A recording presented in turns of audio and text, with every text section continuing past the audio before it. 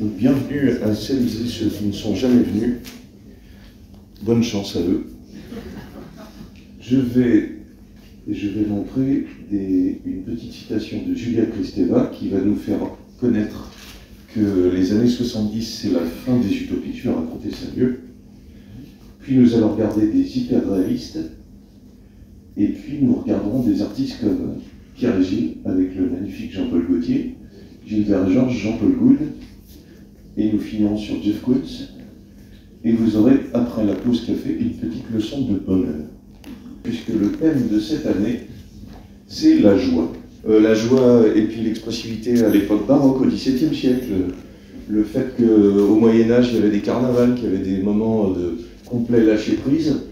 Et là, on commence à se rapprocher de votre jeunesse, puisque nous allons parler des années 80 et même du défilé du bicentenaire de 89, ce qui ne nous rajeunit pas non plus. Dans une interview, le Centre Pompidou, qui va fermer pour 5 ans, est né en 77. Et il y a eu une grande rencontre sur cette année 77 en 2017, avec des intervenants assez différents qui parlaient de cette étape de 77. Dans cette dissémination, cette ouverture, cette réception de toute l'aventure théorétique aussi dans les campus anglo-saxons, à l'étranger, c'est-à-dire cette grande dissémination évidemment à l'étranger, et en même temps en France, il y a effectivement ce repli conservateur, Il y a les deux.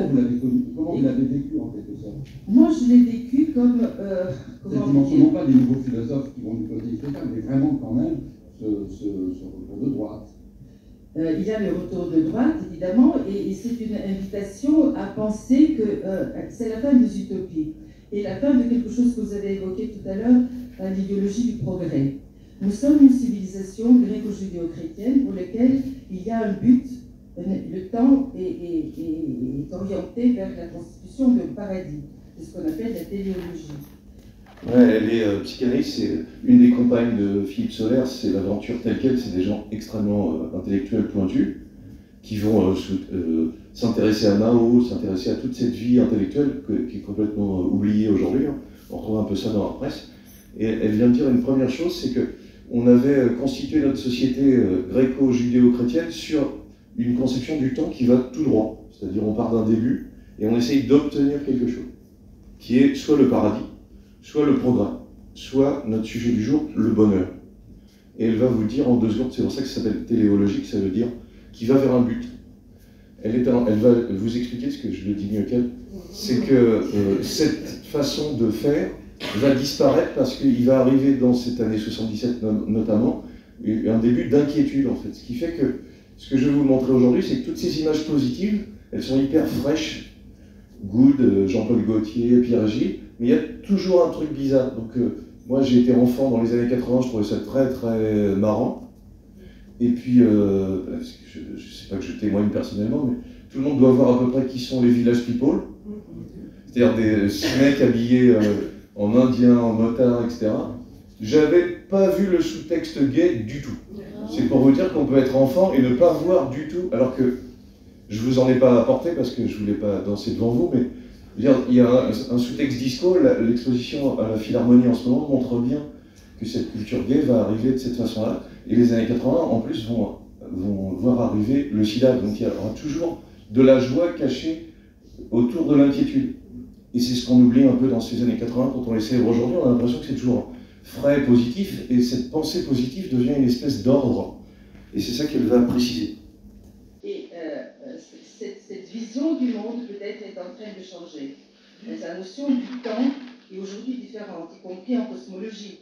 Moi, je parlais de cette multiplicité de la vie intérieure que j'oppose au spectacle.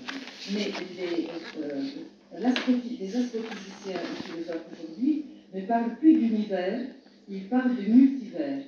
Donc la conception du temps dans le multivers est différente. Nous avons des endroits où il y a du temps en 4 dimensions, présent, passé, futur, il y a d'autres à 4, 5, 6 dimensions.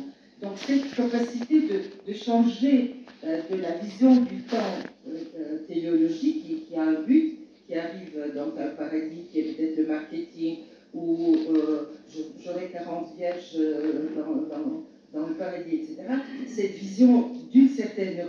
cité, et peut-être qu'il va peut-être continuer, mais on a vu ses limites et ses impasses. L'impasse du monde utopique, de l'enchantement du monde. Trump est en train de faire aussi une autre proposition utopique. Je vous signale qu'elle dit ça en 2017, c'est le premier mandat de Trump. Vous serez tous gagnants et vous serez tous constructeurs de Trump Towers. Il y a beaucoup de gens qui espèrent ça et qui le soutiennent dans un raidissement vis-à-vis des autres, vis-à-vis des différents, etc. Qu'est-ce qu'on peut opposer à cela? On n'a pas de réponse, mais on a la capacité de mettre en question, y compris les utopies, et de nous replonger dans des visions cycliques de la temporalité, par exemple, le taoïsme, par exemple, le bouddhisme, par exemple, d'autres formes de pensée, et d'essayer de construire de nouveaux modèles. Mais tout ça avec le plus grand respect des singularités. Fin des utopies, fin de la linéarité et retour à l'interrogation et à la subjectivité. Retour à la... Alors elle n'est pas si négative que ça, elle dit on a fini de penser l'idée qu'il y a un progrès sans fin, le communisme s'est écroulé, et donc on va pouvoir questionner au moins, puisqu'on est dans une période où c'est quand même assez difficile de parler d'actualité, mais c'est aussi l'occasion de revenir sur qu'est-ce qui s'est passé et de quelle façon. Donc, c'est-à-dire que le temps cyclique va permettre de comprendre ou de faire réfléchir à ce qui nous entoure, ce qui est le mieux à faire en ce moment. Alors je vais vous montrer un exemple que vous connaissez peut-être parce que c'est un mouvement qui date de la fin des années 70, qui va jusqu'aux années 80, qui a été très admiré dans ces années-là et qui a été beaucoup vendu, qui s'appelle l'hyperréalisme, et ceci est une peinture. C'est-à-dire la copie exacte, très poussée d'une photo, qu'on va retrouver dans cette même chose, c'est-à-dire ceci est une peinture, mais ceci est une peinture, et ceci est de la peinture. C'est-à-dire que le trompe-l'œil va fabriquer des images très élaborées à partir de projections de photos. Voilà, il s'appelle Malcolm Morley, on a une photo un peu pixelisée, 1966, ça commence assez tôt. Ils vont peindre avec de l'acrylique, c'est-à-dire une technique, c'est comme une colle en fait, c'est-à-dire la peinture sèche beaucoup plus vite, et donc on peut avoir une image très dessinée, qu'on va mettre au carreau, ou pour laquelle on va utiliser un rétroprojecteur, qu'on va dessiner l'ensemble, et je vais vous montrer comment ils font précisément. Et alors avec des pinceaux assez fins, on va pouvoir reporter exactement l'image, une image qui est encore plus forte que si c'était une photo. Parce qu'on pourrait se dire, vu que c'est une photo, c'est une photo, enfin c'est une peinture, le trait rouge c'est aussi de la peinture. Et qu'est-ce qui est en train de se passer avec ça qui va normalement vous intéresser beaucoup? C'est qu'en fait, à part la folie de peindre des choses hyper réalistes d'une façon qui trompe l'œil, je vais vous montrer des choses où c'est la taille qui fait qu'on se rend compte que ça va créer la même chose que ce que je vous racontais tout ce matin, c'est-à-dire à la fois de l'attirance pour l'image et à la fois une espèce d'inquiétude vis-à-vis de l'image et de recul. Voilà, une des artistes de l'hyperréalisme. La photographie offre une discipline dans les limites de laquelle l'hyperréaliste se sent libre d'explorer la peinture. En fait, prendre une photo, vous savez, je donne des cours de peinture et de dessin, et la plupart du temps, les gens qui viennent demandent à faire quelque chose qui ressemble à une photo. Et on pourrait aller plus loin, mais pour faire vite, tu ne ressembles pas à une photo. D'ailleurs, assez souvent, si vous allez dans un photomaton, c'est pour vous consoler, tu ne ressembles pas à la photo du photomaton. Pour plein de raisons, en fait, c'est un millième de seconde, alors que quand je vois des milliers de minutes que je synthétise en une image. Et que si on va plus loin, j'ai deux yeux, si vous endormez, vous pouvez jouer pendant que je parle, tu fermes un œil, tu fermes l'autre, ça ne voit pas la même chose, pourtant tu n'as qu'une image mentale, donc l'image créée est complètement intellectuelle. Si vous ne jouez pas assez, il y a un œil qui voit plus bleu que l'autre. Et donc cette idée que la photographie soit une copie de la réalité est une chose construite, et sur laquelle notre société s'est énormément basée, puisque je vois tout le temps des gens qui disent « j'aimerais bien faire un portrait qui ressemble à une photo », alors je leur dis bah, « faites une photo ». C'est à l'air absurde, mais en fait c'est vrai, si une photo c'est une photo. Alors d'un côté, la photo a besoin de photographes avec un éclairage, un cadrage, et une façon d'attraper le temps au bon moment pour que tu ressembles, parce que si on a des bons photographes, ça ressemblera à toi, et ça ne ressemblera pas à une photo, si je peux jouer sur les mots. Et de l'autre côté, les peintres disent on va regarder les limites de la peinture. C'est-à-dire que la peinture, en se confrontant, on va voir des sculptures aussi, en se confrontant à l'hyper-réalisme, au fait que ça ressemble d'une façon qui est très gênante, vous allez voir pour les sculptures, c'est assez dérangeant, d'autant plus qu'elle lui ouvre en même temps de nouveaux domaines à explorer. L'autre aspect de cette discipline, c'est le souci de reproduire le sujet sans faire intervenir de sentiments personnels. C'est-à-dire, c'est fini l'histoire des artistes qui donnent leur trip.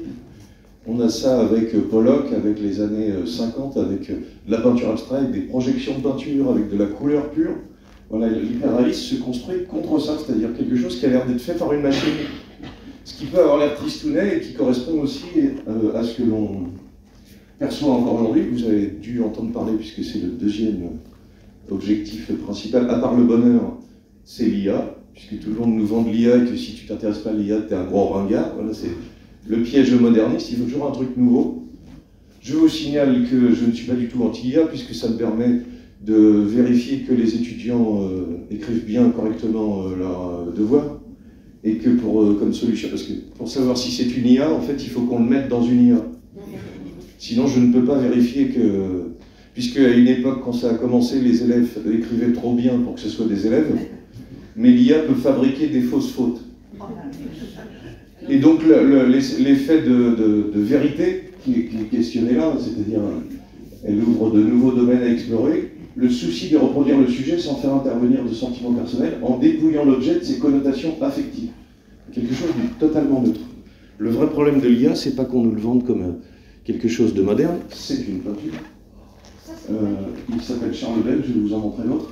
Le vrai problème de l'IA, c'est qu'on n'en utilise que 10% pour le moment, et c'est la consommation annuelle du Japon en électricité. Et donc que ce système ne va pas pouvoir tenir longtemps, vu que nous sommes limités en ressources. Là, on est dans les années 2000, ça a duré assez longtemps. Des grands slips de Casser, c'est des formats grands comme mon écran, en fait. Donc on n'a pas de doute qu'il n'y a pas une dame dedans. Et en France, il s'appelle Ucle. Et j'ai grand plaisir à vous annoncer que c'est une peinture, et c'est une peinture, et tout est une peinture. Enfin, précisément, c'est un crayon de papier. C'est du dessin géant. Alors, je ne vais pas retirer l'intérêt de ces gens. Si tu fais des carreaux, tout le monde connaît, je prends une photo, alors tout le monde visualise, hein, si tu fais une image grande comme ça avec 9 carreaux, c'est la merde. Si tu fais 9000 carreaux et que tu les copies tous à l'identique, ça sera parfaitement identique, mais 9000 carreaux, c'est un peu... tu deviens un peu dingo. Et en gros, l'idée de projection élimine le geste artistique, le savoir-faire. Tout le monde ici avec des carreaux et une banane en récompense et une tarte s'il n'avance pas fera ça. Oui, la pédagogie positive résumée en une phrase. Oui, il y a une banane en récompense, quoi. Dans cette même année électrique de 77, Durand précisait à la suite de Kristeva qu'il y a, peut-être vous vous souvenez de ça, une énorme catastrophe aérienne avec des morts, et que cette croyance dans la science, dans l'efficacité technique, commence à vaciller en fait. L'année 77, c'est l'année de l'inquiétude. Je vous montre Bell, qui s'intéresse avant tout au reflet. Et c'est pour ça qu'on va voir que, de la même façon que on est fin 70 et puis début 80, je vais vous montrer 4 exemples d'artistes de l'hyperréalisme avant qu'on boive un café. Il s'intéresse à faire une image qui est la plus séduisante possible, qui a l'air la plus neutre possible, puisqu'on dirait vraiment une photo, ou peut-être le vrai objet. Parce que je vous rappelle que je vous projette une image, donc c'est quand même mieux de le voir en vrai. Et que quelquefois, pour vous faire comprendre que c'est une peinture, il faut que je mette quelqu'un devant la peinture dans le musée. En vrai, c'est quand même toujours mieux. On en a très peu en France parce que ça a été énormément acheté. C'est le petit problème si vous copiez ça, c'est qu'il faut tellement de temps pour le fabriquer. C'est-à-dire qu'on reprend le business model. Si tu mets 3 mois à faire une peinture, donc tu fais 4 peintures par an, et si tu veux en vivre, il faut que ça soit vendu assez cher. C'est pas très rentable. Alors que sans faire de marchand de saucisses, Pollock, ça va plus vite à faire. Faut attendre que ça sèche. Et donc on a des gens qui vont être collectionnés aux États-Unis surtout, parce qu'il y a des Anglais, il y a des Français qui font de l'hyperréalisme, mais beaucoup dans des collections privées. Donc on voit assez rarement des peintures hyperréalistes. Ça a vraiment été la mode dans les années 70. Il y en a au musée de Strasbourg aussi. Alors, ce qui intéresse Bell, c'est les reflets. C'est pour ça que le travail, c'est pas seulement de copier une image et de copier la photo pour annuler votre avis sur l'ensemble, c'est aussi de jouer, c'est là où il y a un sens quand même qui va nous intéresser, avec des images très positives, très colorées, mais de jouer aussi avec le côté miroir aux alouettes qu'il y a dans les reflets, c'est-à-dire on a envie de manger des chewing-gums, peut-être pas vous, avec des petits, si tu as 5 ans, je pense, et que tu as 5 francs, ça te fait envie. Sauf si tu veux la rouge parce que tu es maniaque, il faudra beaucoup plus d'argent. Et ces reflets, c'est une façon de parler de cette société de consommation. Alors, j'ai fait 10 fois l'astuce, on parle de société de consolation, c'est-à-dire, c'est vrai que quand t'as pas la frite, un petit truc sucré, c'est toujours cool. Et ça coûte que 5 cents. Alors on pourrait aussi dire que, bon, t'en as vu un, t'en as vu 10, t'en as un peu marre, mais c'est assez fabuleux à voir en vrai. Et ça va avec cette beauté du plastique, de toute cette société qui commence à disparaître doucement d'ailleurs. Les champions du monde de ça, ils s'appellent toujours Bell. C'est la Corée du Sud. Ils sont bien supérieurs dans cette société de consommation à tout ce qu'on peut inventer. Alors, je ne sais pas si vous êtes amateur, mais dans cet univers de rêves colorés qui nous promet du bonheur, je mets en numéro 1 le bubble tea. C'est-à-dire c'est un thé qu'on achète avec une grande paille, avec des billes dedans colorées, avec du sirop dedans, qui n'a rien de naturel et c'est donc délicieux. C'est des goûts, je sais pas, limonade, orange. Si on prend un équivalent, puisque vous n'auriez pas été jusqu'en Corée, c'est arrivé jusqu'à nous. C'est un peu, si vous voyez la boisson Fanta. Oui, bon, on est quand même d'accord que la couleur est assez tonique et le rapport à l'orange est quand même très lointain. Et en même temps, c'est à l'orange. Voilà. En fait, c'est un goût industriel d'orange. Comme la vache qui rit, je vous rappelle, parce que je fais toujours le quiz, c'est un fromage de... Non. C'est censé être quoi comme fromage? C'est une crème de gruyère. C'est censé être du gruyère. Et c'est pour que vous arrêtiez de pester contre cette société de consommation parce que vous ne l'aimeriez pas. Les mecs qui ont inventé la vache qui rit sont des génies, parce que c'est du fromage pour les enfants ou pour les gens qui n'ont plus de dents, et qu'on ouvre parce que c'est des petites portions, et puis c'est un peu fun, en plus il y a une petite image dedans à collectionner, puis ça a un goût un peu moyen qui fait qu'on peut en faire de tout.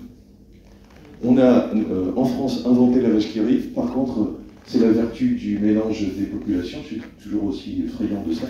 Il y a 3 restos népalais à Évry. Les Indiens népalais sont venus en Europe, ont pris les vaches qui rit et ont inventé le nano-fromage. Mais j'aime manger ça. Nous, on n'avait rien fait avec la vache qui rit, nous on l'avait inventé, tout ce qu'on avait. Nul. Des jeux sur les reflets. Toujours belle. On est en 1982. C'est l'acrylique, ça aussi? Oui, c'est vraiment tout le temps de l'acrylique. Ah oui, on a glissé en fait. Une fois qu'on est sidéré par les faits et la technique, ce qui est intéressant, c'est de voir qu'ils choisissent des objets qui sont des reflets. C'est-à-dire ça a l'air beaucoup plus spectaculaire. Je vais vous montrer un autre artiste qui s'appelle Going, qui fait plutôt des humains. On voit quand ce sont des humains que c'est pas de la photo. Il y a un petit doute inquiet. Et cette société qui brille en fait, qui fait que tout a l'air sympa.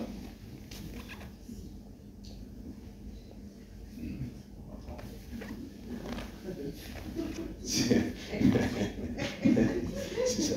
C'est ce que j'entends, son ventre qui fait... Non mais au lieu de... Vous voyez, un cours de peinture, c'est 35 séances dans l'année. On devrait donner ça en début d'année. Puis après se mettre dans un fauteuil allongé avec un daiquiri, et puis voilà. Il n'y a qu'à copier.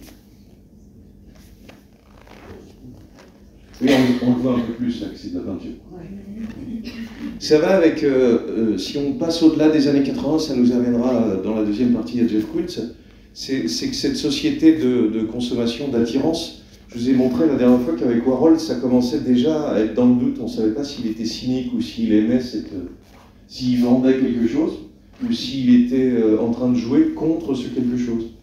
Même si, je vous rappelle, si vous n'étiez pas là la dernière fois, Warhol dit il n'y a rien de plus beau que l'argent américain, et donc au lieu d'acheter une peinture, on devrait accrocher l'argent sur le mur.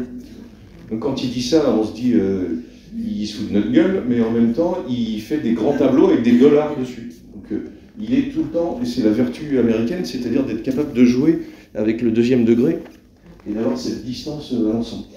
Les années 90 vont accentuer ça, on va retrouver ça, par exemple, chez David Lynch, c'est-à-dire un cinéma qui montre le rêve américain, mais il y a vraiment un problème tout le temps. Et chez Cronenberg un peu aussi. Voilà, donc il faut que ça brille, il faut qu'il y ait des reflets, et il faut que ça ait l'air spectaculaire.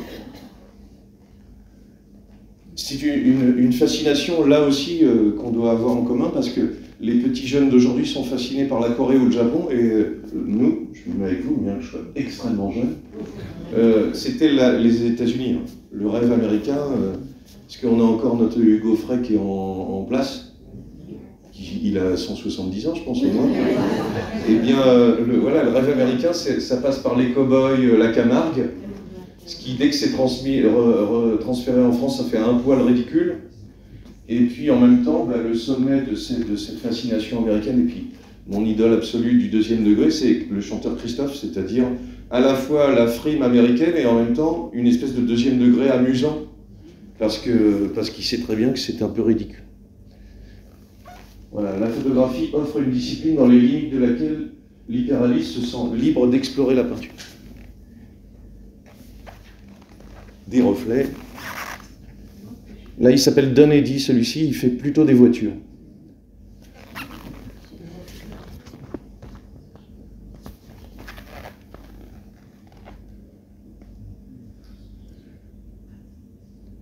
Oui, ça a l'air tout bête, mais elles sont un peu emprisonnées. C'est pas pour forcer le trait, mais ça brille, mais il y a un truc qui est derrière, où on ne sait pas trop quel est le sujet vraiment. Il y a de la virtuosité, et en même temps, on ne sait pas bien où il veut en venir, parce qu'il y a une autre image qui est dans le reflet de l'image. Elle est derrière une grille, elle est cassée. Voilà. Ça va être Don Eddy, celui-ci. On a Charles Bell qui fait plutôt les bonbons, Ralph Going qui fait plutôt les voitures, et Don Eddy qui fait vraiment des reflets. Encore Don Eddy qui s'intéresse plutôt aux reflets de vitrine, lui.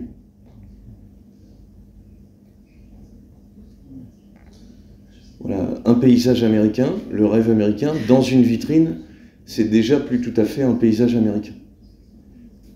J'ai parlé de Cronenberg et de Lynch, celui qui va travailler sur ça fin des années 70, début 80, c'est Wim Wenders. C'est-à-dire de montrer ce rêve américain avec toujours un petit truc un peu cassé quelque part. Et avec, si vous n'allez pas dans les musées dans ces années-là, ça peut vous paraître bizarre, moi j'aime bien mélanger des choses pour montrer le rapport. Starsky Hutch, c'est-à-dire, c'est le signal que quand cette série commence à la télé américaine, elle est interdite au moins de 12 ans parce que c'est trop violent. Ça montre comment les flics opèrent.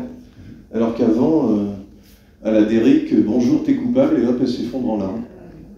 Tranquille, c'est comme ça que c'était mieux. Voilà, dès qu'ils font des humains, on voit un petit peu la supercherie. Mais quand même, alors celui-ci s'appelle Richard Est.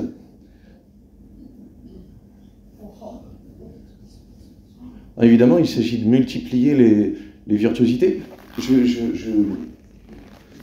dévalorise pas le travail, c'est le simple fait que ça soit alterné. C'est-à-dire, c'est un reflet, puis quelque chose qu'on voit, puis un reflet, puis quelque chose qu'on voit. L'œil est troublé, en fait, pour savoir ce qu'il faut voir correctement. C'est une bonne ruse pour avoir l'air réel. Et une fois qu'on en a vu plein, on ne sait plus où on habite.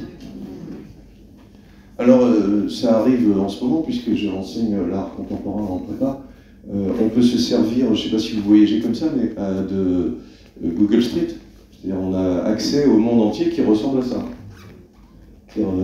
Si vous ne le faites pas, mon premier conseil beauté du jour, vous réservez un hôtel, vous faites Google Street et vous circulez dans les rues autour. Si c'est rempli de kebab et que t'aimes pas ça, c'est pas le bon quartier.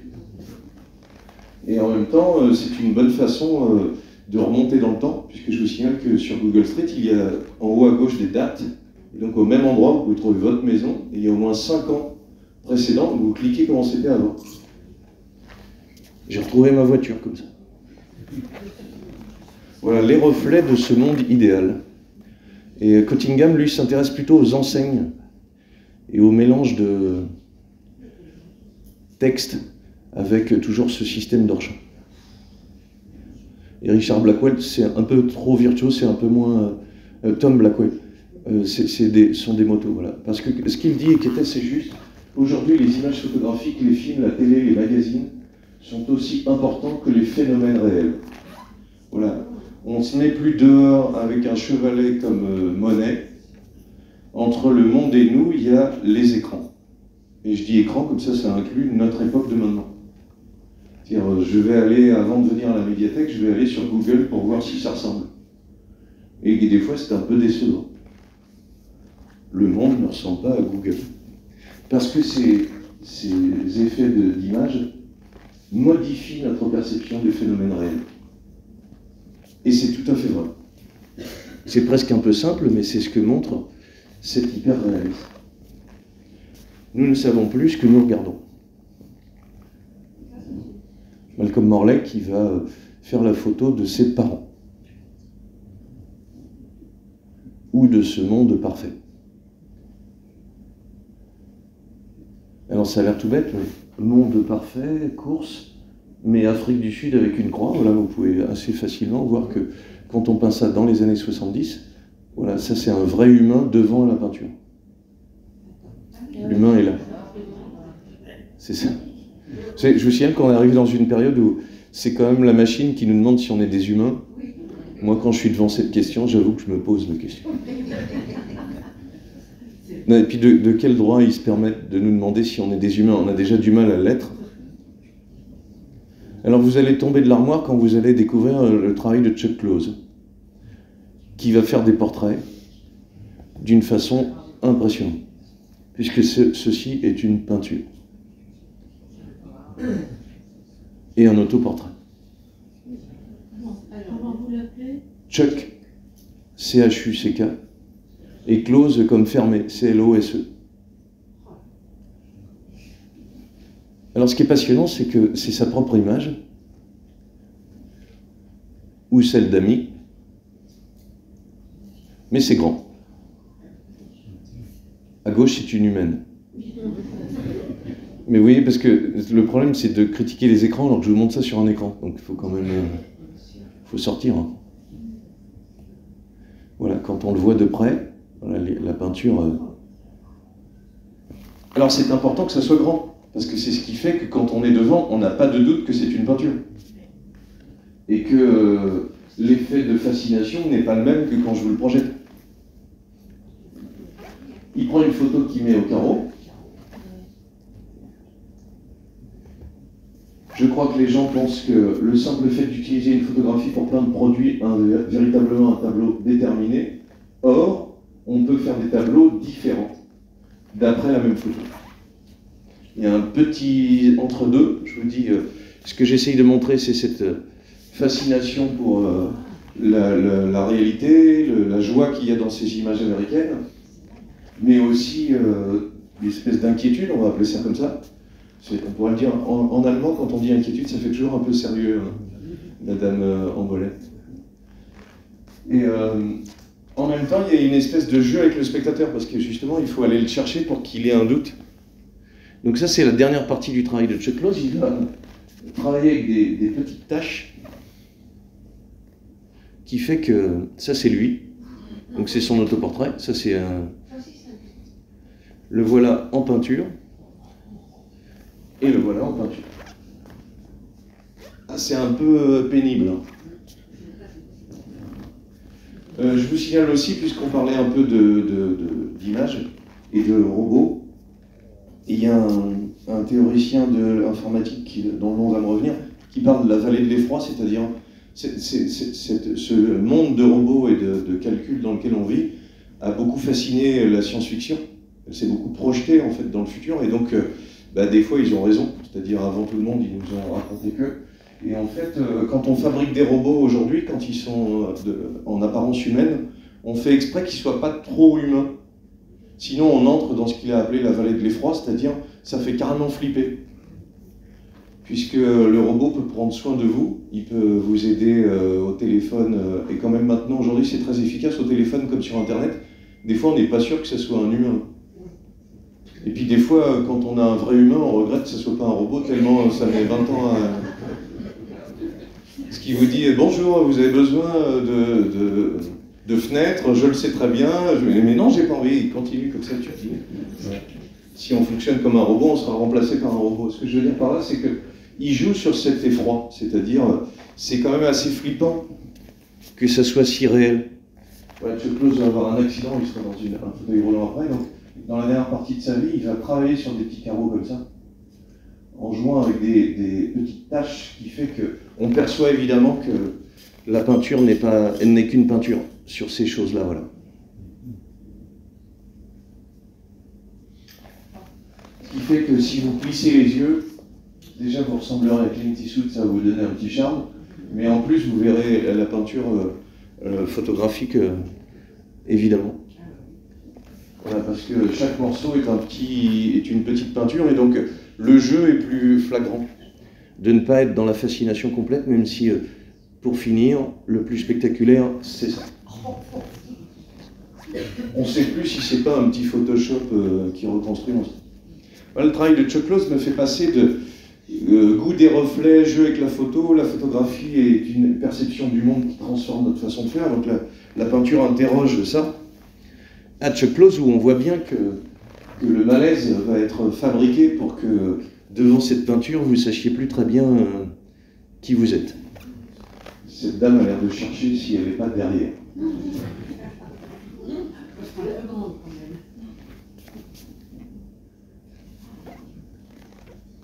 Oui, ça fait toujours un effet terrible. Alors, c'est pas tout. Il y a pire que Chuck Close. Oui, si vous suivez un peu, parce que j'entends pas trop ronfler, je parlais de reflets, puis de saturation, et nous allons découvrir l'extraordinaire Johan Hanson. Vous allez comprendre pourquoi. Johan Hanson fait de la sculpture, mais pas vraiment de la sculpture, puisqu'il fait des moulages sur les corps des personnages, qu'il habille avec des vrais habits et avec des vrais cheveux. Et donc quand il expose dans un musée, on ne sait pas très bien si c'est pas le gardien du musée qui est dans le coin. Là, il ne s'agit pas de valoriser, c'est vraiment des personnages qui ont l'air le plus banal possible. C'est comme ça que je finirai quand tous ces élèves travailleront dans le cours de peinture, pendant que je lirai des magazines sur comment peindre, voilà, des petites choses comme ça. C'est aussi, ça a l'air tout bête parce que ce glissement arrive vite, c'est ce qui fait que, comme chez Warhol dans les années 70, là on va dire qu'on est dans les années 80, il y a une espèce d'admiration et en même temps de moquerie. C'est la première fois qu'on va voir des personnages obèses en sculpture, par exemple. Et donc l'obésité peut être moquée, puis aujourd'hui on fait gaffe à tout le monde quand même, c'est un peu gratuit, parce que quand t'es mince on se fout pas de ta gueule, donc il n'y a pas de raison non plus d'en faire des tonnes. Et donc ces personnages qu'on ne voyait pas dans la culture américaine et dans l'art, ils apparaissent dans le travail de Chuck Close. Des gens qui travaillent, hein, c'est pas des sujets qu'on avait vus jusque-là. Des animaux, c'est très rare. Voilà, et dans des salons, ça c'est une humaine. Et donc, comme les objets sont réels, c'est aussi la négation de la sculpture, puisque en fait c'est un vrai truc moulé sur des gens, donc il n'y a pas de savoir-faire, c'est la même impersonnalité que les peintres qui utilisent la photo et un rétroprojecteur. Tout le monde pourrait le faire, entre guillemets. Mais en même temps, c'est ça qui va être intéressant chez Johan Hanson, c'est qu'il y a une mise en scène, une façon de montrer des personnages qu'on ne voit jamais, et une mise en scène qui fait que le doute n'est pas seulement qu'on est face à un vrai humain, mais aussi qu'on nous montre des choses qu'on ne voit pas tellement. C'est-à-dire la dame qui fait le ménage et qui vient la plupart du temps, ça change un peu, mais hors des horaires de bureau. C'est-à-dire que si vous ne l'avez pas visualisé, elle vient avant 8h et après 18h, ce qui est une façon d'avoir une vie familiale extraordinaire. Il y a des bureaux qui évoluent un peu en les laissant passer entre nos jambes pendant qu'on travaille 2 minutes. Donc Chuck Close va représenter ce rêve américain et toute cette ambiguïté qui va avec. Joan Hanson, pardon. Voilà, débordé, pas recoiffé, en vadrouille, ou mort. Ouais, d'un seul coup, l'effroi arrive directement. Ou mort à la guerre du Vietnam qui a lieu à ce moment-là, ou tabassé par un flic parce qu'on est mort. Ce qui fait que la fascination des cow-boys, je l'ai mise au début exprès pour attirer tout le monde, et après d'un seul coup, ça rigole plus du tout. Mais c'est aussi, et c'est ce qui est ennuyeux, voilà, c'est fascinant. Parce qu'on dirait de près que c'est vrai. Ça, c'est l'œuvre qu'il a fait connaître, ce sont des touristes américains. Il en a fait une autre version un peu plus tard. On voit qu'ils ont, en 20 ans, pris un peu de poids. Soit dit en passant, c'est le silicone qui a servi à faire ça pose un double problème. Il vieillit très mal, il jaunit. Et deuxièmement, il a fait mourir Joan Hanson d'un cancer pour avoir respiré tout ça à 70 ans.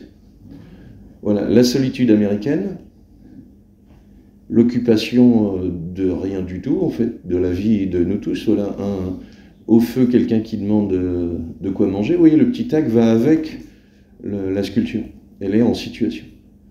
Et la fascination, elle est dans le fait que quand tu tournes autour, c'est absolument fou de précision.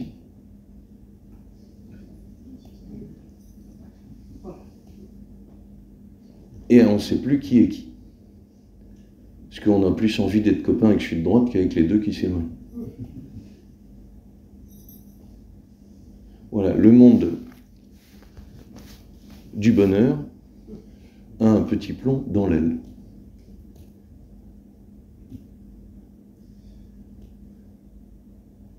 On a plusieurs versions quelquefois. Voilà, il a été exceptionnellement exposé en 2010 à la Villette. Et si tu y étais pas, ben, ça va pas se repointer de sitôt. Donc vous voyez, c'était exposé comme ça, donc on sait vraiment plus... Moi, j'aurais été une mamie, j'aurais apporté mon fauteuil. Et moi, je me serais assis. Parce que tu sais pas où ils sont, en fait.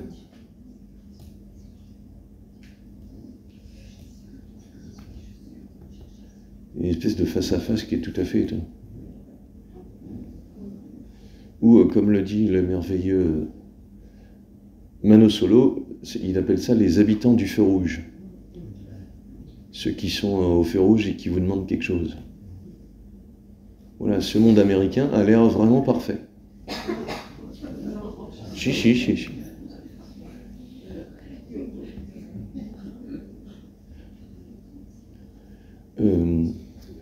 Un auteur, on pourrait dire de science-fiction, si monsieur Trésor me corrige, qui a écrit sur Joan Hanson, qui est un Français qui a fait 3-4 livres très très bons, qui a écrit sur la science-fiction et qui en même temps philosophe sur la vérité, s'appelle Bruce Bégou. Si vous avez l'occasion de lire Bruce Bégou, comment il s'appelle, monsieur Trésor, le petit livre, c'est pas Futuropolis? Je m'adresse à quelqu'un dans la salle dont le petit surnom s'appelle Trésor. Oui, il y trouve pas plus que moi. C'est un petit livre de science-fiction qui fait 30 pages. Et c'est... Voilà, le parc. Voilà, avec un K à la fin. C'est un petit parc d'attractions dans lequel on peut entrer. Et pour rigoler, une fois que tu es entré dans le parc, au début, tu es... comment on dit, pas victime, tu es la proie de gens qui vont te courir après et te tuer si tu sors pas du parc. Et c'est le sommet du fun, ce qui est vrai d'ailleurs, parce que si tu es en train de sauver ta peau, c'est vrai. Mais si vous avez vu, c'est dans les mêmes années le film d'Yves Boisset qui s'appelle Le Prix du danger avec Gérard Lanvin et Piccoli. Voilà, le jeu c'est et si on envoyait quelqu'un avec 5 minutes d'avance et derrière des gens qui peuvent tirer dessus, et si on filmait, ce serait trop bien. Il y a une petite merveille d'ailleurs de film qui est moins connu de Tavernier, qui s'appelle La mort en direct avec Romy Schneider et Harvey Keitel. Harvey Keitel a une caméra dans les yeux et il est engagé discrètement pour suivre Romy Schneider parce qu'elle va mourir d'un cancer et elle n'a pas voulu accepter un contrat de télé qui dirait vous venez tous les jours et vous montrez comment vous mourrez à la télé. Ça doit être 74. Et puis on ne s'attend pas que Tavernier fasse des choses de science-fiction, mais on a donc, comme Romy Schneider ne veut pas, Harvey Keitel accepte de se faire transplanter des caméras dans les yeux. Alors c'est ça qui est bien avec la science-fiction, c'est que quelquefois elle est complètement réaliste. En gros, il y a Harvey Keitel et qui marche, il n'y a pas de trucage en fait, il n'y a pas de Terminator qui font. Mais le fait qu'elles soient en train, ils vont commencer à se rapprocher, ils vont devenir un peu amis, donc évidemment que l'effroi arrive assez vite. J'en profite, parce qu'il y a toujours des snobs dans la salle, je ne donnerai pas de nom, pour vous montrer quelqu'un qui n'est pas connu du tout, et donc j'en parlerai pas. Il s'appelle Zernus Tibor et il fait des peintures extrêmement réalistes qui ont beaucoup servi pour illustrer des couvertures de science-fiction. Est-ce qu'on ne comprend pas bien ce que c'est en fait? Ça c'est une peinture. Hein. Tout est une peinture. C'est un jeu de collage et en fait le simple fait qu'il y ait des choses collées morceau par morceau, on comprend bien que c'est pas une vraie scène, ça correspond à ce zapping visuel dont je vous parle. Voilà. Les petites illustrations, parce que ça aussi c'est de la culture populaire, on ne le montre pas trop dans des cours d'histoire de l'art, tout comme la science-fiction a été longtemps mise à l'écart de la littérature.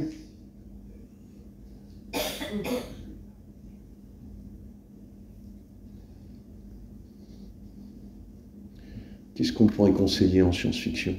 Moi, j'aime bien conseiller un truc bien, c'est qu'il y a un petit génie qui s'appelle Asimov, qui a une vertu en plus de faire de la prédiction, parce que moi, je n'arrive pas à lire des romans. Ça me tombe des mains, je lis une page, je ne comprends rien. Je lis de la philo, désolé. Et Asimov a une vertu, il fait quelquefois des nouvelles de une page. Ça me va. Le sommet de l'inquiétude va avec John De Andrea, qui fait aussi de la sculpture. Quand on la pose dans la rue, les gens s'arrêtent et sont plutôt inquiets qu'une dame toute nue soit dehors par le temps qu'il fait. Il y a des cheveux, il y a des poils, il y a des vêtements. Et donc l'ensemble de cette inquiétude a réussi à se développer. Je reviens un instant au petit monsieur Andy Warhol, qui, je le rappelle, ne faisait pas que des peintures de Marilyn Monroe. Il a créé une émission de télé et puis un magazine qui s'appelle Façade, dans lequel il va inviter des tas de gens connus. C'est la période dans les années 80 où il va peindre avec Jean-Michel Basquiat, alors qu'il commençait à perdre de l'aile et que Basquiat, lui, était tout jeune et voulait réussir. Ils sont avec un troisième qui s'appelle Clemente. Ils vont peindre à trois, c'est pas très fréquent dans l'histoire de l'art. Mais Andy Warhol va créer ce magazine Interview, qui est une petite merveille de ce que je vous raconte, c'est-à-dire la fascination pour les stars, qui s'est créée dans ces années 60. Une façon de voir le petit côté de la lorgnette, c'est pour ça que c'est un peu vite dit, mais on pourrait dire langue de pute comme Ardisson. Vous voyez, c'est un peu l'idée, c'est-à-dire Ardisson raconte comment il fait une émission, c'est-à-dire il invite quelqu'un de connu, un ringard, un penseur, il fait une sorte de plateau mélangé qui fait quoi, quel que soit ce qui t'intéresse, tu vas pouvoir écouter un philosophe et te foutre de la gueule de Francis Lalanne ou l'inverse. Voilà, ce principe de magazine qui fait que les stars peuvent s'afficher, on va le retrouver dans ce magazine très important, Interview, qui va être un peu retranscrit en français. Alors ça va s'appeler Interview, le premier magazine de Ardisson. Et en même temps, en France, il va s'appeler Façade, dans lequel ça va permettre à des artistes qui commencent à décliner de rejouer les sommets de cette petite jeune fille dont le destin est absolument horrible. Sa mère est photographe et elle va en faire un mannequin en slip dès qu'elle a 11 ans. Elle a beaucoup écrit sur ça, elle fait un film. Bien. Voilà, et donc le sommet du deuxième degré, voilà, c'est la couverture d'un magazine snob, Nancy Reagan. Aucun filtre entre ce qui est bien et ce qui n'est pas bien, entre ce qui est pop, ce qui n'est pas pop, voilà, tout est traité à égalité. Il n'y a plus la dimension politique qu'il y avait chez Actuel et chez Bizot, c'est-à-dire faire découvrir des contre-cultures, un philosophe qui fait réfléchir. Non, tout est une façade, tout est un jeu avec les apparences. Donc c'est un peu gênant. Mais c'est aussi l'occasion de découvrir d'autres artistes. You have to be free in this world. Well, that's low. It's Andy Warhol's 15 Minutes with Grace Jones, Judd Nelson, artist Kenny Sharp, designers Marc Jacobs, Isabel Toledo, and Angel Estrada, actress Elizabeth Pena, photographer Peter Beard, from the movie Platoon Kevin Dillon, John McEnley, and Francesco Quinn, authors William Burroughs and Tamara Janowitz, musicians Chris Stein, Steve Stein, Gregory Abbott, Angelo Colon, and Gus Berline. Voilà, un artiste du graffiti qui fait des sculptures qui s'appelle Kenny Sharp dans l'émission. That's the Mad Glad Man. The Mad Glad Man, the Glad and the Mad.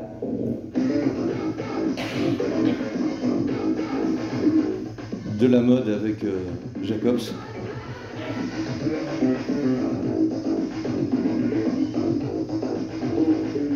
Now I'm into like t-shirts and underwear, slips, stockings, etc. So I'm making clothes that look like favorite war, Bill. Et de la littérature avec William Burroughs, qui est un écrivain très connu à l'époque, qui se retrouve mélangé à de la mode et à de la pop culture. A spiritual Hindu who was one of Sri Hindu's disciples.